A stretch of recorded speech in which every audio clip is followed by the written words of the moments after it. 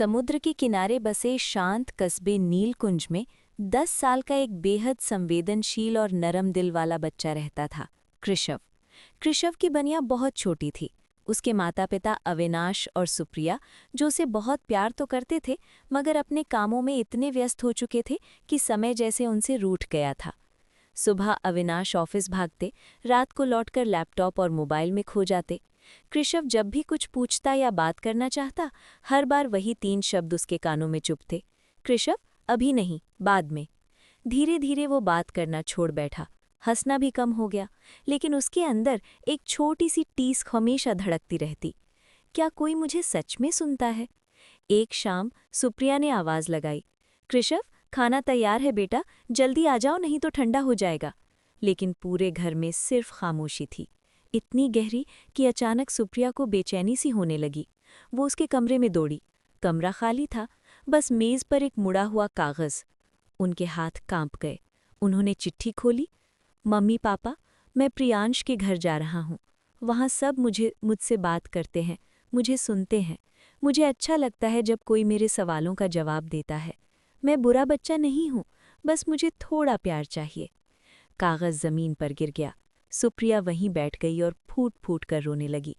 अविनाश का दिल जैसे किसी ने मुट्ठी में जकड़ लिया हो। दोनों एक दूसरे को देखते हुए भागते हुए प्रियांश के घर पहुंचे। दरवाज़ा हल्का सा खुला था। अंदर का दृश्य उनकी सांसें रोक देने वाला था। प्रियांश की माँ बहुत प्यार से कृषव को खाना खिला रही थी। प्रियांश का पिता उसके साथ बैठकर बातें कर रहे थे। कृषव के चेहरे पर एक हल्की मासूम मुस्कान थी, वही मुस्कान जो दोनों ने महीनों से नहीं देखी थी। अविनाश और सुप्रिया चुपचाप दरवाजे पर खड़े रह गए। कृषव ने उन्हें देखा, लेकिन उसकी आंखों में सवाल थे। क्या आपको वाकई मेरी ज़रूरत है? प्रियांश के पिता धीरे से बोले, कृषव बहुत प्यारा बच्चा है, उसे बस थोड़ा समय चाहिए, कोई जो उसे सुने। बस इस एक वाक्य ने दोनों का दिल हिला दिया। वे आगे बढ़े और कृषव को जोर से गले लगा लिया।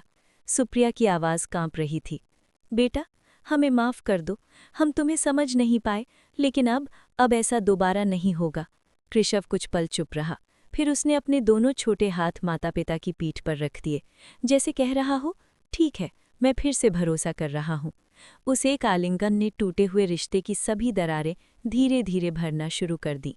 दोस्तों, बच्चे कभी बड़े तोहफे नहीं मांगते, उन्हें बस 2 चीज़ें चाहिए, कुछ पल और थोड़ी सी सुनवाई। अगर हम उन्हें नहीं सुनेंगे तो वे किसी और जगह प्यार खोजेंगे, और यही किसी भी माता पिता की सबसे बड़ी हार है।